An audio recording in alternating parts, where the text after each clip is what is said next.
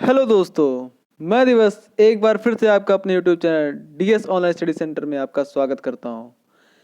जैसा कि हम लोग ईवीएस पढ़ रहे थे, ईवीएस में कुछ पॉइंट और बचे हुए थे, तो उसको आज मैं लेके आया हूं आप लोगों के सामने, जिसका नाम है ईवीएस पार्ट 5 पर्यावरण। एनसीईआरटी में जो एनसीईआरटी का चल रहा था, एनसीईआरटी का निचोड़। तो आप लोगों को अच्छा, अगर मेरा चैनल अच्छा लग रहा हो तो सबसे पहले हमारे चैनल को लाइक कीजिए, सब्सक्राइब कीजिए और बेल आइकन को जरूर प्रेस करें, जिससे कि आने वाली वीडियो की नोटिफिकेशन आपको मिलती रहे। तो देखते हैं आज का पहला टॉपिक क्या है। पहला टॉपिक देखते हैं, तेल एवं प्राकृतिक परिघटनाएं। क्या है पहला टॉपिक? तेल एवं प्राकृतिक परिघटनाएं। ठीक है, देखते हैं क्या है। मिट्टी का तेल, कोयला, गैस व उपले ईंधन है। क्या? मिट्टी का तेल, कोयला, गैस और ईंधन क्या है? ये सब क्या है? ईंधन है। गोवा से केरल तक रेल के रास्ते में 92 सुरंग व 2000 पुल पड़ते हैं। तो सबसे पहला पॉइंट देखिए क्या है, इसमें कह रहा है कि मिट्टी का तेल, जैसे ये देखिए इसमें हाईलाइट नहीं हुआ है, ये मिट्टी का तेल भी इसमें आया है। मिट्टी का तेल, कोयला, गैस, लकड़ी व उपले क्या है? ईंधन है, ईंधन का कार्य करते हैं। मतलब इसको जलाने पे हमको एनर्जी मिलती है, जिससे हम क्या कहते हैं, जैसे खाना बना देते हैं। गैस पे भी खाना बनाते हैं, मिट्टी के तेल से भी स्टोव पे भी खाना बनाते हैं। कोयले से भी क्या करते हैं, कोयले से भी बहुत काम होते हैं। कोयले पहले भाप का इंजन चलता था, तो इसमें कोयला देख के क्या एनर्जी एनर्जी आती थी, ऊर्जा आती थी, जिससे क्या होता था, इंजन रन करता चलता था। ठीक, आगे देखते हैं। गोवा से केरल तक रेल के रास्ते में 92 सुरंग व 2000 पुल पड़ते हैं। दिस इज वेरी इंपॉर्टेंट, ये हमेशा पूछा है। ठीक है, तो ये याद रखेंगे कि कितने सुरंगे गोवा से केरल तक में कितने पड़ते हैं? 92 सुरंगे और 2000 पुल पड़ते हैं। ठीक, आगे देखते हैं।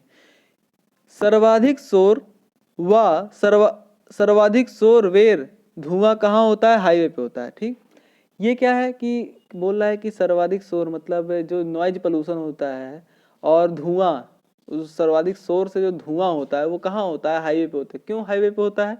हाईवे पे इसलिए होता है क्योंकि वहाँ पर गाड़ियाँ वाड़ियाँ ज़्यादा चलती हैं, इसलिए वहाँ पर क्या होगा? धुआं तो होगा ही होगा। धुएं से क्या होता है? अब धुएं से क्या होता है? श्वसन रोग होता है। श्वसन रोग में क्या क्या? टीबी होता है। तेज हार्न से क्या आता है? बहरापन व पक्षपात होता है। अब जहाँ हाईवे है वहाँ पर क्या होगा? धुआं हो रहा ही है। अब जब हाईवे है तो आगे पीछे लोग चलते हैं तो क्या करेंगे? हार्न बजाएंगे, तेज हार्न बजाते हैं। तो हार्न बजाने से क्या आएगा? बहरापन आएगा। बहरापन और पक्षाघात। पक्षाघात भी क्या एक तरह की बीमारी होती है। इसको, ये मुझे पता नहीं क्या क्या कहते हैं इसको, पक्षाघात को, लेकिन एक तरह की बीमारी होती है, बहरेपन से रिलेटेड, कान में होती है। ठीक, आगे क्या, अगला पॉइंट क्या है? जमीन से निकाला गया तेल, ये सॉरी निकाला है, ये निकाला निकला लिखा हुआ, निकाल, इसलिए मैंने निकला पढ़ दिया। तो जमीन से निकाला गया तेल गहरे रंग का गाढ़ा गाढ़ा गाढ़ा तथा बदबूदार होता है। ठीक, गहरे रंग का होता है, गाढ़ा होता है और बदबूदार होता है। मतलब बहुत बदबू आती है उसमें, जो मतलब जो हम लोग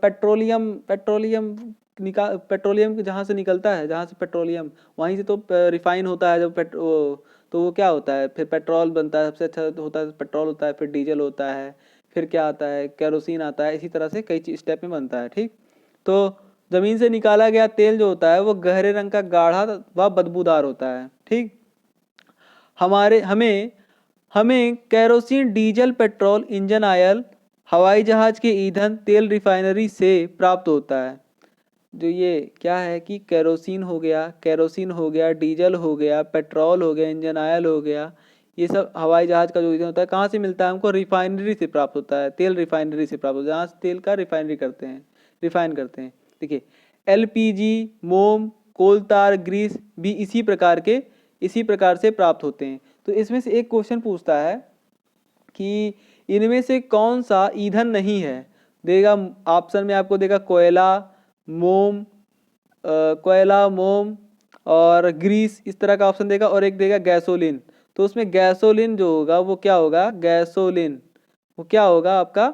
वो ईंधन नहीं होगा। ठीक है, गैसोलीन। तो अगला पॉइंट देखते हैं आगे क्या है। डामर कोयले को कहते हैं, ये सड़क निर्माण में प्रयुक्त होता है।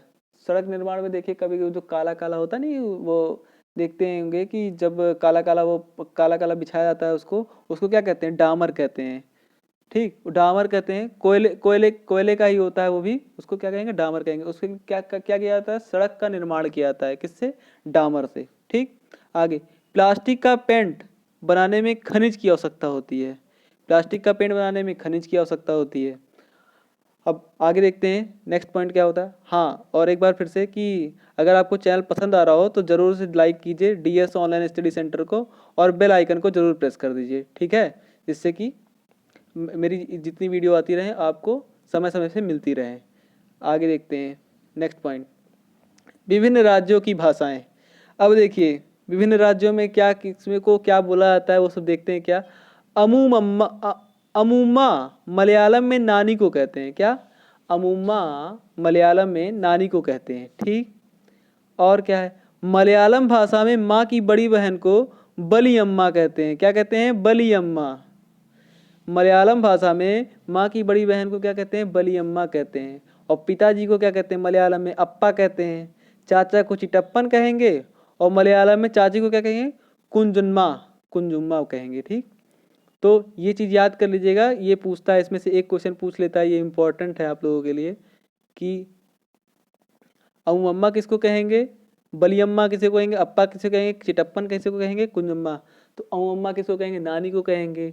बली अम्मा किसको कहेंगे, माँ की बड़ी बहन को कहेंगे। अप्पा किसको कहेंगे, पिताजी को कहेंगे।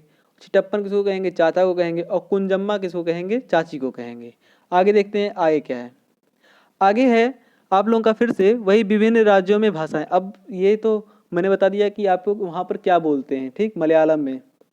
अब देखिए कुछ राज्य हैं और उनकी कुछ भाषाएं हैं, इनको याद करना बहुत इंपॉर्टेंट है आपके लिए, हमेशा पूछता है। जैसे बोलेगा मलयालम कहाँ बोली जाती है, केरल में बोली जाती है। ठीक है भैया, कहाँ बोली जाती है, केरल में बोली जाती है। कोकड़ी कहाँ बोली जाती है, कोकड़ी 3-4 राज्यों में बोली जाती है। कौन कौन सी है, गोवा है, कर्नाटक है, महाराष्ट्र है, केरल है। ठीक है, तो कोकड़ी कहाँ कहाँ बोली जाती है, गोवा में बोली जाती है, कर्नाटक में बोली जाती है, महाराष्ट्र में बोली जाती है, और कहाँ बोली जाती है, केरल में बोली जाती है। कन्नड़ कहाँ बोली जाती है, कन्नड़ भी कर्नाटक में बोली जाती है। कन्नड़ कहाँ बोली जाएगी, कर्नाटक, कन्न से कन्नड़, का से कर्नाटक, कन्नड़ कर्नाटक। ठीक, तेलुगु कहाँ बोली जाती है, आंध्र प्रदेश में बोली जाती है, तमिलनाडु में बोली जाती है, और तेलंगाना में भी बोली जाती है। तेलुगु जो कहाँ बोली जाती है, आंध्र प्रदेश, तमिलनाडु, और एक और है तेलंगाना, तेलंगाना। ठीक है, तो तेलंगाना में भी बोली जाती है।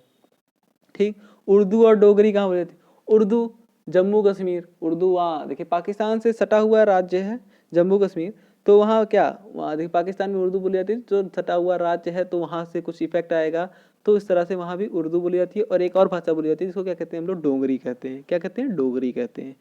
मीजो भाषा कहाँ बोली जाती है, मीजो भाषा मिजोरम में बोली जाती है।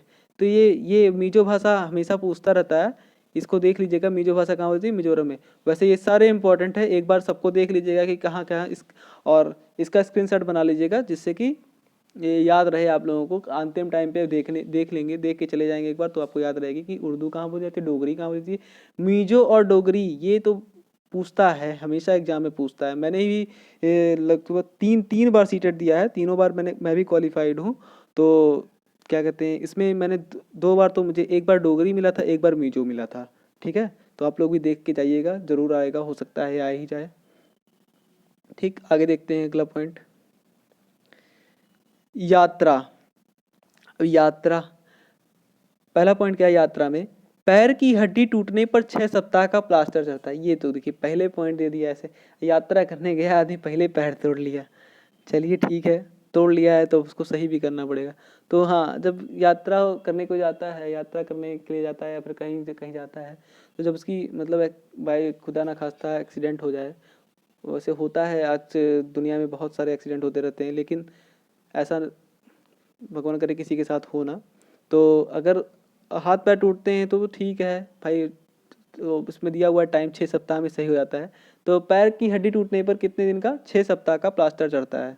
ठीक, बच्चों को सफ़र में डायरी व पेन ले जाना चाहिए। हाँ, वेरी इंपॉर्टेंट चीज़, बच्चों को सफ़र में क्या क्या ले जाना चाहिए, डायरी व पेन। क्या, क्यों ले जाना चाहिए, ताकि वहाँ की जो मतलब जो चीज़ें हो रही हैं, जो चीज़ें वो देख रहे हैं, उसको क्या करें, एक डायरी में और पेन से नोट कर लें।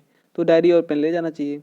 गांधीधाम रेल स्टेशन गुजरात में है। गुजरात के प्रमुख खाद्य ढोकला, चटनी, चावल व मिठाई है। आपसे क्वेश्चन पूछेगा कि गांधीधाम स्टेशन कहाँ है, तो आप क्या बताएंगे? गुजरात में है। ठीक, और गुजरात में कौन सा खाद्य पदार्थ फेमस है, तो वो आप बताएंगे ढोकला, चटनी, चावल व मिठाई। ठीक, अगला पॉइंट क्या है? गुजरात से केरल तक पहुंचने में महाराष्ट्र और कर्नाटक राज्य पड़ते हैं। ठीक, ये तो बहुत चीज़ है, सही चीज़ है। गुजरात कहाँ, ऐसे ऐसे ऐसे है ना, ऐसे, अरे सॉरी, भारत का नक्शा कैसे बन गया? गुजरात कहाँ है? यहाँ है, यहाँ गुजरात है, ये गुजरात वाला एरिया है। तो केरल यहाँ पर है। तो यहाँ से जब जाते हैं तो इन दोनों के बीच में करता क्या क्या है कि केरल पड़ेगा, महाराष्ट्र पड़ेगा, महाराष्ट्र पड़ेगा और कर्नाटक पड़ेगा। गुजरात से केरल जाने में क्या क्या पड़ेगा? महाराष्ट्र पड़ेगा, और क्या पड़ेगा? महाराष्ट्र यहाँ पर है, गोवा यहीं पर है बगल में, और इसी में क्या कहते हैं, कर्नाटक है। तो कर्नाटक और क्या पड़ेगा? महाराष्ट्र पड़ेगा। ठीक, तो रेलवे टिकट पर टिकट क्रमांक, यात्रा आरंभ स्थान, प्रस्थान तिथि, सीट एवं डिब्बा क्रमांक, किराया व दूरी किलोमीटर में लिखी होती है। ये भी पूछता है, ये भी क्वेश्चन बहुत इंपॉर्टेंट है कि रेलवे टिकट पे क्या क्या अंकित होता है। तो रेलवे टिकट पे क्या होता है? टिकट का क्रमांक होता है, यात्रा आरंभ का स्थान होता है, प्रस्थान तिथि होती है, प्रस्थान का वे जो प्रस्थान कहाँ से करना है, सीट का नंबर होता है, किस सीट पे बैठना है, डिब्बा का नंबर होता है, किराया होता है, दूरी लिखी होती है, पीएनआर नंबर होता है, कई चीज़ें होती हैं, बस इतने मतलब इंपॉर्टेंट चीज़ें होती हैं। एक पीएनआर नंबर होता है, यात्री का नाम होता है, एज होता है, और उसका क्या कहते हैं, बस यही इतना चीज़ें होता है। ठीक है, तो इसको देख लीजिएगा एक बार, और आगे बढ़ते हैं, आगे देखते हैं क्या है आगे। यात्रा में, यात्रा से और भी है। पहला पॉइंट क्या है? अबू धाबी रेगिस्तानी इलाका है। अबू धाबी क्या है? एक रेगिस्तानी इलाका है। वहाँ खजूर के पेड़ होते हैं। देखिए, रेगिस्तानी इलाका है तो वहाँ पर खजूर के पेड़ होते हैं, क्योंकि खजूर का जो पेड़ होता है काफ़ी ऊंचा होता है और उसको पानी की आवश्यकता कम होती है। ठीक है, तो इसीलिए अबू धाबी में खजूर के पेड़ ज़्यादा होते हैं। तो पूछता है क्वेश्चन कि खजूर के पेड़ सबसे ज़्यादा कहाँ पाए जाते हैं, तो आप बताएंगे, आंसर देंगे क्या? अबू धाबी में पाए जाते हैं। अबू धाबी में पाया था, तो अबू धाबी की करेंसी पूछ सकता है कि अबू धाबी की करेंसी क्या है। अबू धाबी की करेंसी क्या है? मुद्रा। मुद्रा क्या है? दिरहम है। क्या है? दिरहम। ठीक, अबू धाबी की मुद्रा क्या है? दिरहम है। अगला पॉइंट क्या है? चांगपा घूमते लोग हैं, यह पश्मीना बकरी पालते हैं, यह अपने टेंट को रेबो कहते हैं। ठीक, चांगपा एक जनजाति होती है जो जम्मू कश्मीर में रहती है, जम्मू कश्मीर के पहाड़ी इलाके में ठंडे प्रदेशों में रहती है। ये इनका काम क्या होता है कि ये पश्मीना बकरी पालते हैं। एक तरह की बकरी होती है, जैसे जमुना पारी बकरी होती है, नॉर्मल ऐसे बकरी होती है, तो उसी तरह की एक बकरी होती है जिसका नाम होता है पश्मीना बकरी। ठीक है, पश्मीना की शाल बड़ी फेमस है, बहुत महंगी मिलती है। तो उसी उसी बकरी से, उसी बकरी के बाल से बनता है वो पश्मीना की शाल। ठीक है, पश्मीना बकरी पालते हैं। यह अपने टेंट को रेबो कहते हैं। क्या कहते हैं? ये अपने टेंट को रेबो कहते हैं। ठीक है, रेबो क्या होता है? रेबो एक तरह का टेंट होता है जिसमें बीच में छेद होता है, उससे धुआं निकलने के लिए छेद बना दिया जाता है। तो देखिए, अगला पॉइंट वही लिखा ही है, रेबो के बीच धुआं निकलने हेतु छिद्र होता है, छेद होता है। ठीक है, चांगपा की सबसे बड़ी पूंजी इनकी भेड़ बकरियां हैं। जो बकरियां पालते हैं वही उनकी पूंजी है, उसी से उनका जीवन यापन होता है। ठीक, चांगपा मुश्किल हालात में ऊंचाई पर रहना चाहते हैं, क्योंकि जितनी ठंडी व ऊंची जगह पर होगी पश्मीना के बाल उतने नरम व ज़्यादा होंगे। ठीक, ये क्या चांगपा लोग होते हैं वो हमेशा ठंडे प्रदेशों में रहना इसलिए चाहते हैं, क्योंकि जहाँ पर जितना ठंडा प्रदेश रहेगा, जितना ठंडा जगह रहेगा, जितना ऊंचा जगह रहेगा, वहाँ पर पश्मीना का जो पश्मीना बकरी उसके जो बाल होंगे उतने सॉफ्ट होंगे, और स्वेटर जो बनाते हैं या फिर जो क्या कहते हैं ये शॉल बनाते हैं वो ज़्यादा मतलब अच्छा अच्छा वैरायटी बनेगा, क्योंकि उसी पे उनका आर्थिक मतलब खाना पीना रहना जीना उसी पे है, इसलिए उसको इस तरह से वो लोग कर रखते हैं। ठीक, कश्मीर में रोटी घर में नहीं बनाते हैं। कश्मीर में जो लोग होते हैं, ये लोग लिखा हुआ है, सॉरी ये लोग लिखा हुआ है, कश्मीर के लोग जो होते हैं वो क्या करते हैं? रोटी घर पे नहीं बनाते हैं। वो क्या करते हैं? बेकरी से खरीदते हैं, बिक्री से नहीं, बेकरी से खरीदते हैं, बेकरी से। ठीक है, क्या कहते हैं? बेकरी से खरीदते हैं।